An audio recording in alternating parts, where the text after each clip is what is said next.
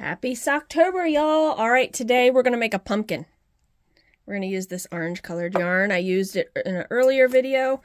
And yeah, so essentially we're just making a tube with waste yarn on both ends so we can pick up our live stitches, okay? So let's put our cast on bonnet on. I made one similar. I make them similar, I should say. I've never made one on this machine. I make them on my Addy machine, my Addy King and my little Addy. I've made them on both. So they're really cute. I think it'll look really cute on this. Yeah, so to make it easier to pick up the stitches, I'm going to be doing a little extra with waste yarn and a ripcord, but you'll see why. So you need to hang your bonnet on, put your weight on, and we're going to use some waste yarn. Thread it in your machine. I'm going to start on number 1 and stop on number 1. Really doesn't matter. Do how you do, whatever's best for you. You can only go halfway around because we have to finish hanging the rest of our bonnet. Because you can't hang it all at once. Some of the needles will be down in the cylinder at all times. There we go. Now they're all on. Let's get some waste yarn on.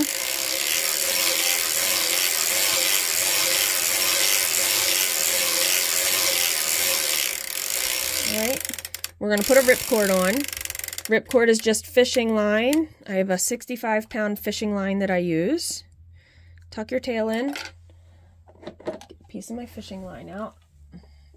I had a bunch of it all tangled the other day, so I need to reorganize my little bucket. If you can hear music, I apologize. My husband got a new record today, and pretty sure he's playing that. So here we go. You only have to do one round with your, oh boy, it did have all kinds of, not knots, but, okay, one round, first stitch to the last stitch, let it close. I'm going to put waste yarn on again. I know this sounds silly. I'm going to put waste yarn on because I'll be taking this off with the ripcord, and I need to access both the bottom stitches and the top stitches of my project yarn to be able to thread the tail through so you can pull it tight. So let's put on some white yarn for that too. And then we'll put our project yarn on and we'll crank. I'm thinking like 30 rows. We'll see when we get to 30. But let's do this one first.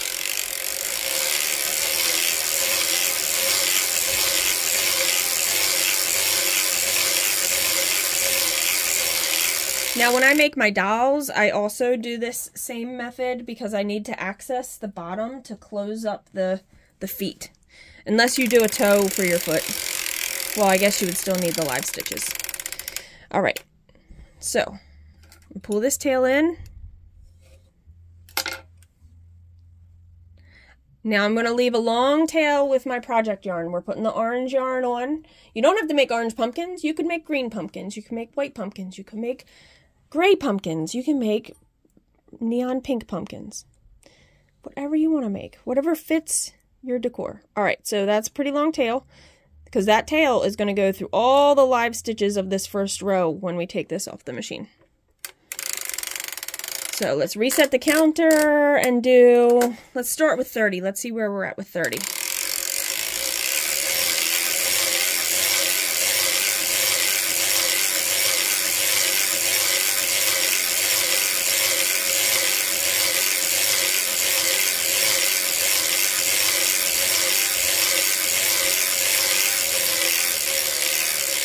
Oh yeah, 30 should be good. So we're going to leave a long tail when we cut this. I'm just starting and stopping at the same spot because it's a creature of habit. Creature of habit, that's me. Alright, tuck your tail in, and then we're going to put another contrasting waste yarn on top of that because we want to be able to see what we're doing here.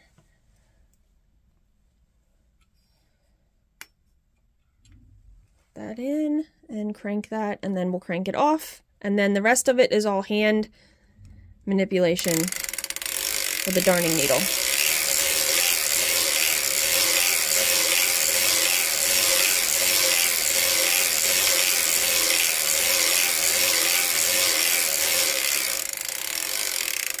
probably do want your fabric to be kind of tight. I maybe should have used the heel spring the whole time on the orange, but because you just don't want your stuffing showing through. All right, hold your weight, hold your project, crank it off. All right, let me move the camera and get a darning needle because we're going to be closing up these ends.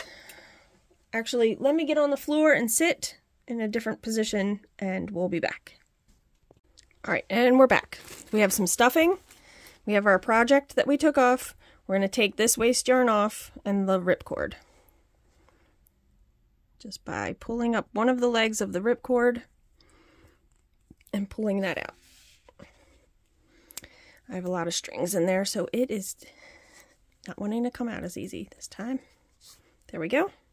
All right, that goes off to the side. We're done with the ripcord and the bonnet. Now we're using this guy right here. So we're going to take our tail from each side.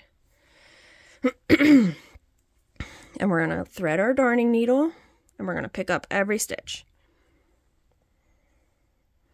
I don't know if there's a quicker way to do this. Actually, one of my cranking friends has just said they did in like they do on the Addy machines, where you wrap the needle every other needle. She did that on her circular sock machine. I'd have to attempt that a few times to see how that works, because I have the Addy machine, so I know what she's talking about.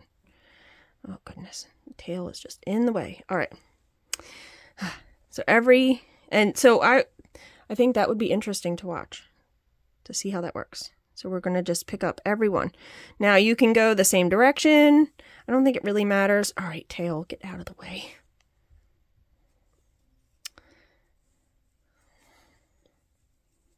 I could tuck it in. So you can go the same direction, or you could, if you wanted to, go opposite directions. I don't know if it really matters. I've had success with it just doing this. Oh my gosh. Tail, stay out of my way. I normally count though, and I'm talking, so hopefully I pick up all 64. Every time. Repetitive nature here. All right. I feel like we should be playing some music in the background or something. How is everybody's October? Can't believe it's what, the 19th? Holy moly. Well, today I'm recording this as the 19th, but I don't know when this is going up, so I'm apologize. Also, does anybody have seasonal allergies for the fall? Because they're kicking me and my daughter's butt right now. Rhinebeck weekend is coming. If you ever been to Rhinebeck, or if you're going to Rhinebeck, I hope you have a wonderful time. I've been three times. I've been 3 times. And it's nice that I live where I do, because it's only, I think, 6-hour drive. So that is nice if you are near any festivals. I know there are some people that don't have festivals near them, and that's a shame, because it's really nice to be able to go and talk with all the makers, see animals, do all the things, see different equipment, be able to touch different equipment and use different equipment. I know Rhinebeck does have, well, they used to, I think, a lot more, but my friend Shaylee demoed last year at Rhinebeck her circular sock machine. Well, she has a few, but all right, so we are back around, trying to remember. I think I need to do this one too. This would be my last one. All right, so we're going to pick that up. Now we can take our darning needle off, and we're going to take our waste yarn off. So let's get that waste yarn taken off.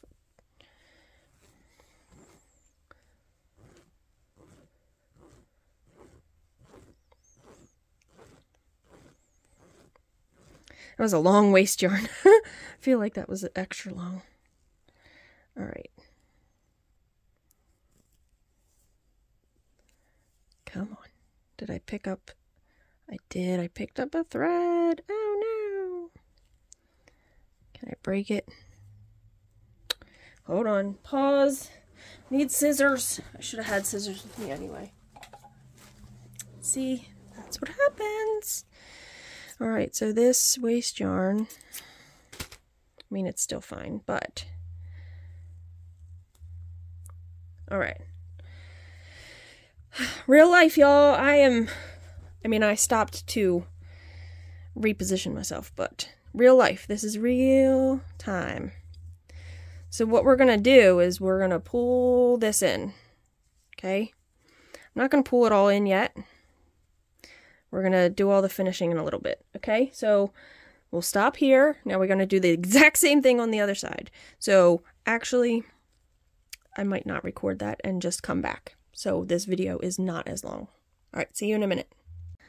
Okay, so we have both sides threaded now. This one has the longer tail, so I'm going to do all the extra manipulation with this one, but we're going to stuff it, okay, before we close it up and pull it all tight.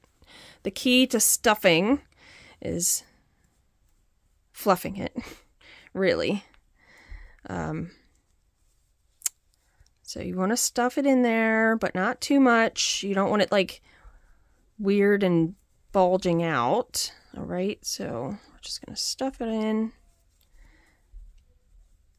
Okay, that side's semi-closed, but this side is not closed yet. So we're going to take our thing and close. Oh, it could use a little bit more. Hold on. A little bit more. He feels a little soft. Well, I mean,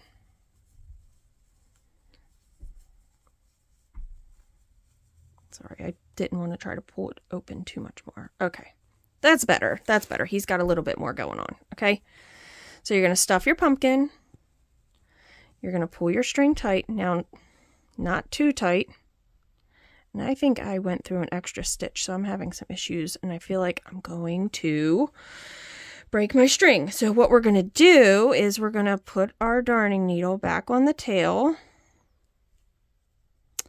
Yeah, I think I went through the beginning stitch too many times. So we're just going to go back through some stitches, and we're going to just make it tighter by doing that. Oh, I should. Okay, because you don't want to break your thread, because then you can't close them up real well and you'll lose live stitches. Okay. So we're just going to make him tight here. I could have got some more stuffing in there, couldn't I? All right.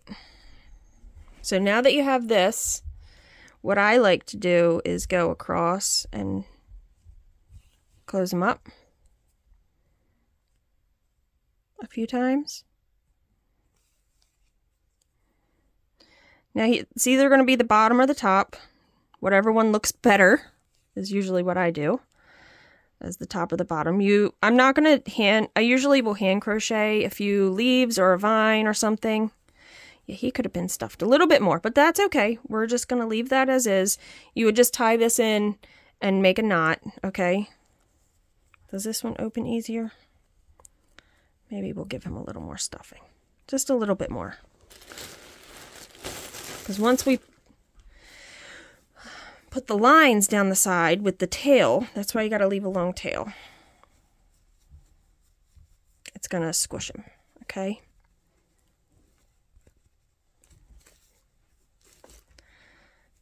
He can be lumpy. He's a pumpkin. They're not perfect. They're not symmetrical, okay? So let's now put our... Why am I having so many issues with pulling these tighter? I don't know why.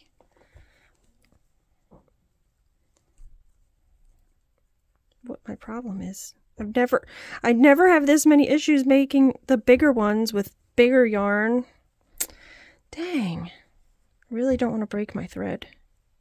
I don't want to break my tail by accident. I just don't understand what's going on. I can slide them across, but it's not making them tighter. All right, we're just going to do the same thing. Gosh. With the bigger yarn, I never, well, it's less stitches too. This is a lot of stitches. You're going through 64. Okay, sorry. We're just going to do what we did the last time and do this again. Oops. Make the tail. All right, and get all the way around. We're going to go all the way around, catching a few at a time.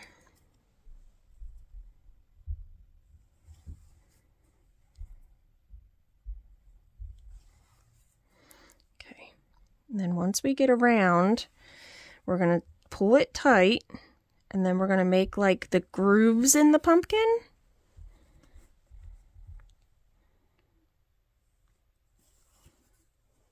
Okay, so that's pretty good.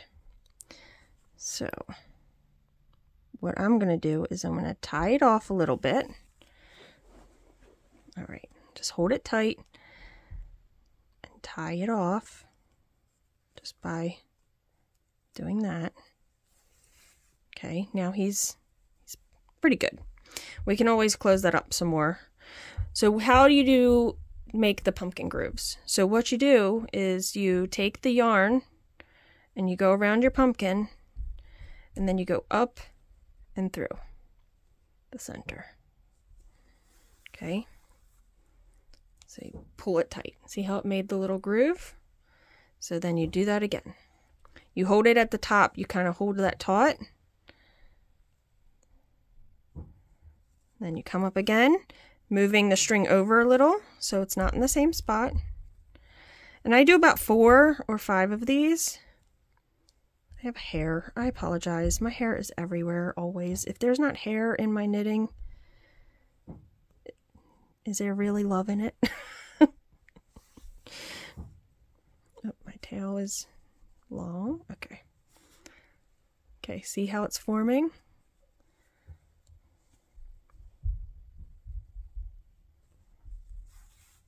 Just moving your string so it's in a different spot. You can do as many of these as you want. Whatever looks good for your pumpkin. I'm going to do one more. And then just bring it up to the top. All right, see that? Now, you just tie it off again. All right, this might be the bottom of the pumpkin because we have a bigger opening, so you could make that the bottom of your pumpkin versus the top. Okay, so if that's the bottom, you just want to like crochet a few leaves and throw that on. What I do is I'll take both strings to the same side. Oh my god, I really do have hair. All right, gross, sorry. Take them both to the bottom. And then I cut them, thread them both on, well, if you can. I don't know why I have so many problems threading. I know there's tricks. I'm not an embroiderer, so. Okay, get them both through, and then I just take it and push it through somewhere, like that. Pull it a little bit so it comes out, and then snip it off. All right, and then you can crochet a cute topper for your pumpkin. How cute is that? Oh my goodness, cute little pumpkin. And you can tell how big it is. Now you could make them taller. You could add more rows. See what I was saying about if you have a really loose tension, you want to make sure because you can kind of see your stuffing through. You could also flip the whole tube inside out and have the pearls on the outside. It's totally up to you. You can have different textured pumpkins with the knit side out, the pearl side out. Yeah, I think these are fun. If you were really worried about it, you could double size the tube, tuck the tube inside itself, close up the stitches on both ends of your folded tube, and be creative with it. But there you go, cute little pumpkin. Yay! I love these. I think these are so fun. All right, thanks for watching, and happy cranking, and happy Socktober.